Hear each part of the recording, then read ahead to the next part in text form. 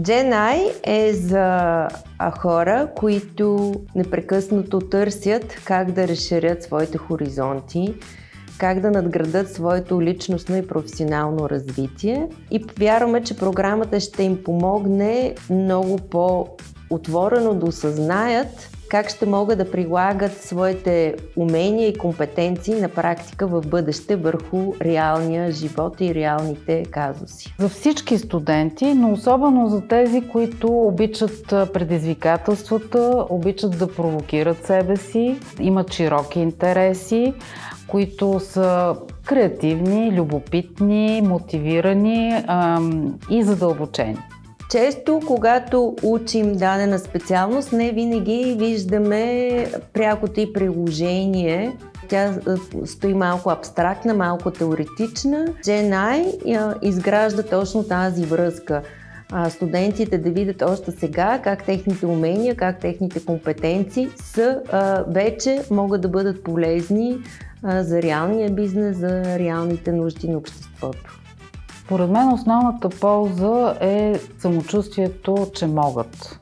Самочувствието, че ако следват този модел и този процес и този подход за решаване на трудни задачи, също така това е много добра възможност да развият себе си като хора, като личности в тази радикална колаборация и в тази дълбока вода, в която ние ги потапяме.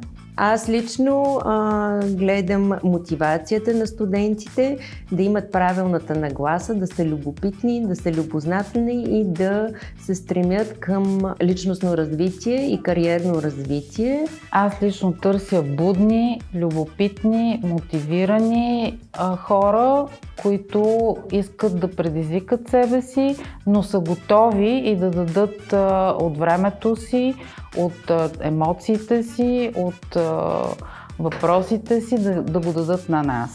Наученето от Gen I, което е най-важно за мен, е този начален етап, в който спираш, наблюдаваш, слушаш и мислиш. В бъдещето ще приложа всичко научено от програмата, като се опитам да създам своя собствена иновация или други различни иновации, т.е. да създам нещо значимо, което другите с удоволствие да могат да използват. Gen I вече ни открехна и ни показа как да представяме по-лесно и с самочувствие всичко. На мен и на моя екип ни е много по-лесно да представим каквото и да е и да го правим с самочувствие и увереност. Дизайн мисленето помага, когато ти си в среда на напълно непознати. И това, че нещо е непознато, не пречи да бъде опознато. За мен ще останат опита, знанията, уменията, които мислех, че имам, но само мислех, а вече знам, че ги имам.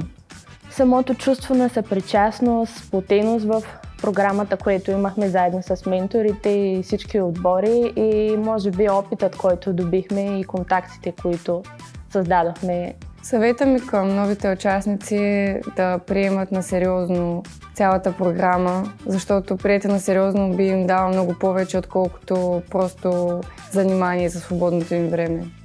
За колегите от Пловдив би ги посъветвал да се подготвят за едно по-голямо натоварване, но натоварване, след което ще имат изключително удовлетворение, ще научат много нови неща, най-вече да се подготвят с търпение и много идеи.